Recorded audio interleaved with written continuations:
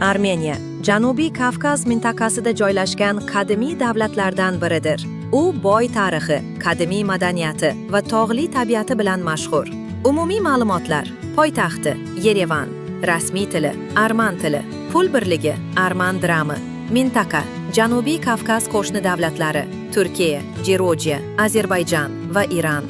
Qiziqarli ma'lumotlar: Armaniston dunyodagi eng qadimiy davlatlardan biri hisoblanadi. Bu hududda odamlar ming yillar davomida yashab kelgan. Armaniston tarixda xristianlikni davlat dini sifatida qabul qilgan birinchi davlat hisoblanadi. Mamlakat tog'li hududlardan iborat bo'lib, tabiat manzaralari juda chiroyli. Eng mashhur tabiiy joylardan biri Lake Sevan bo'lib, u baland tog'lar orasida joylashgan katta ko'l hisoblanadi.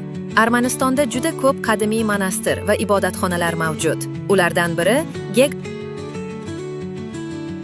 Armaniston dunyodagi eng qadimiy vino ishlab chiqarish an'analariga ega davlatlardan biri hisoblanadi. Arxeologlar mamlakat hududida juda qadimiy vino ishlab chiqarish izlarini topgan. Mamlakatning ramziy tog'i Mount Ararat. Bu tog' hozirgi kunda Turkiya hududida joylashgan bo'lsa ham, u arman xalqining milliy ramzi hisoblanadi va hatto Armaniston gerbida ham tasvirlangan. Armaniston juda qadimiy yozuv tizimiga ega. Arman alifbosi mashhur olim Mesrop Mashtots tomonidan yaratilgan. Mamlakatdagi eng mashhur tarixiy ibodatxonalardan biri Xor Virab. Bu joydan Mount Ararat tog'ining juda chiroyli manzarasi ko'rinadi. Armaniston poytaxti Yerevan dunyodagi eng qadimiy shaharlardan biri hisoblanadi va u ming yillar davomida yashab kelayotgan. Armaniston hududining katta qismi tog'lardan iborat.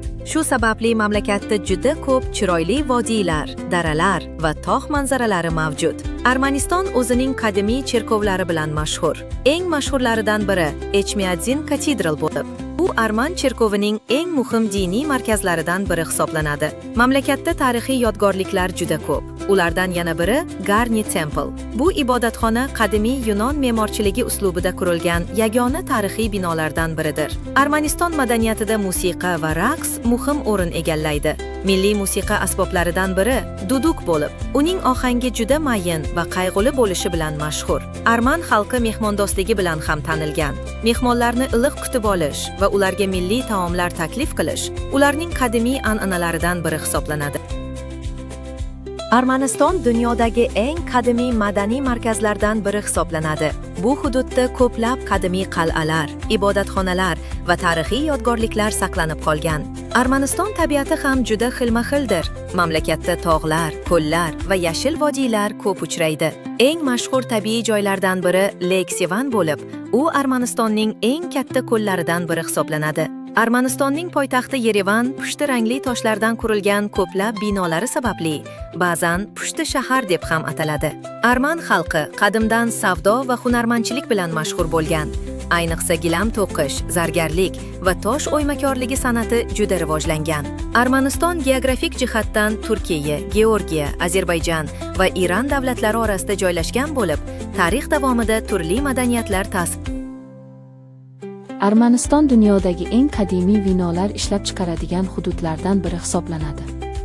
Qadimiy arxeologik topilmalar bu yerda minglab yillar oldin vino ishlab chiqarilganini ko'rsatadi.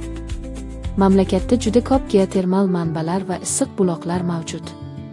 Ko'plab qishloqlar bu buloqlardan tabiiy davo va dam olish uchun foydalanadi. Armanistonning mashhur tog'i Mount Ararat garchi hozir Turkiya hududida bo'lsa ham, arman xalqining ramzi sifatida hisoblanadi va ko'plab xalq qo'shiqlarida, she'rlarida va gerbda aks etadi. Arman alifbosi Mesrop Mashtots tomonidan yaratilgan bo'lib, dunyodagi eng qadimiy va o'ziga xos alifbolardan biri hisoblanadi.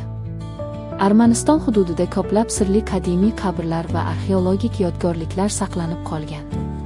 Masalan, Zoratskarer qadimiy astronomik maqsadlar uchun ishlatilgan joy sifatida tanilgan. Poytaxt Yerevan tarixiy jihatdan juda qadimiy shahar bo'lib, arman tarixining barcha davrlarini aks ettiradi. Videoga like bosing va kommentariyada o'z fikringizni qoldiring. Rahmat!